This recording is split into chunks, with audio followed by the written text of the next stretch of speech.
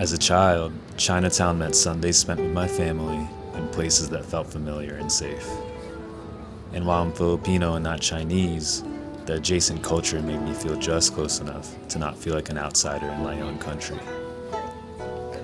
Chinatown has held stories of survival and resilience since Chinese immigrants began to settle here in the mid-19th century, escaping war and seeking wealth and opportunity.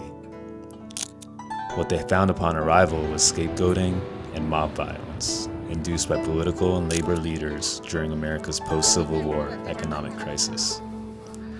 To survive, Chinese immigrants began to concentrate in this area.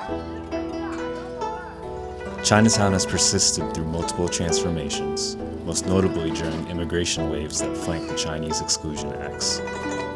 More recently, though, COVID threatened Chinatown's existence, and the community is still reeling from its effects. This neighborhood was one of the hardest hit in the city. Streets emptied, and small businesses seemed to close weekly. This is Doyers Street, the center of Chinatown's revitalization. Its sharp bend in the middle of the street is unique in a city largely laid out in a grid. It was once called the Bloody Angle, a haven for gang activity in the 1920s and the most violent street in the States. It has since been marketed as a tourist attraction. Streets are now blocked off, with walls and blacktop painted colorfully to add fresh charm to the neighborhood. The next generation has something to say, and they're attempting to build something new and sustainable alongside the old. While it's sad to see modern storefronts replace what was once familiar, New York City is fluid and organic, change being inevitable.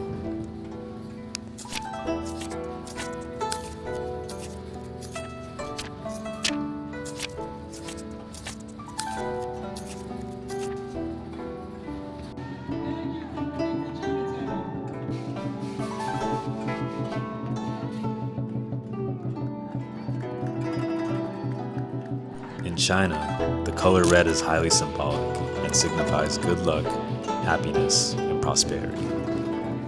The lion is a powerful symbol, representing strength, courage, and protection. The heart of the neighborhood is abundant with red these days, and you can hear Chinese lion dances echoing through the streets all throughout the year. New energy and optimism is in the air as the community continues to rally together.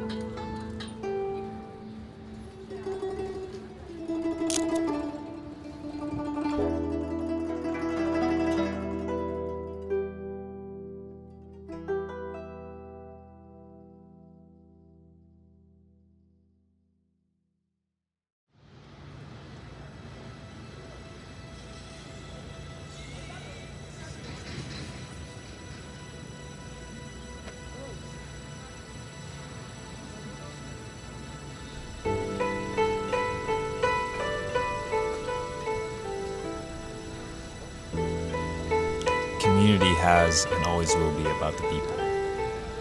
And despite the ever-shifting makeup of Chinatown, the Chinese population still has its flag firmly planted on the landscape.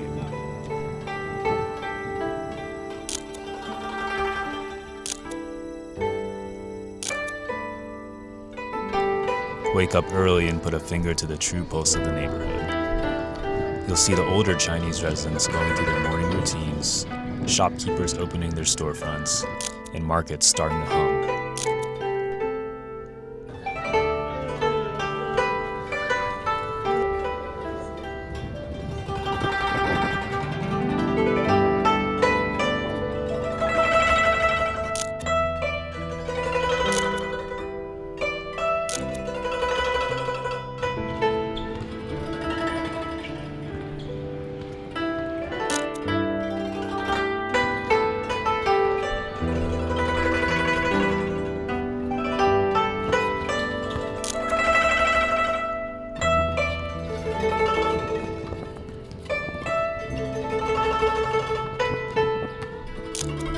Unless you witnessed this place in the 90s or even the 2000s, you would think nothing really has ever changed.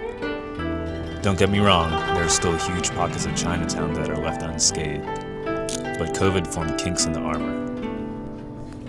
Neighborhood anchors fell victim to the plummeting economy, fear-mongering once again descended onto the community, and rapid gentrification began to bleed in on the east side, especially with the crowning of Dime Square as the trendiest block of Lower Manhattan.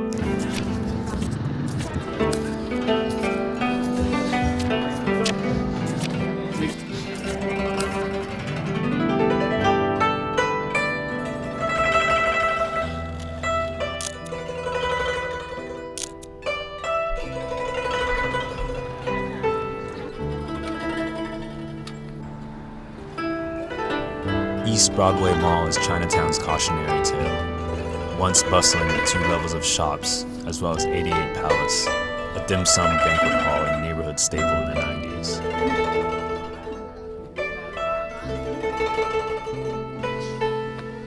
Walk through it now, and it looks like a scene from a zombie apocalypse movie.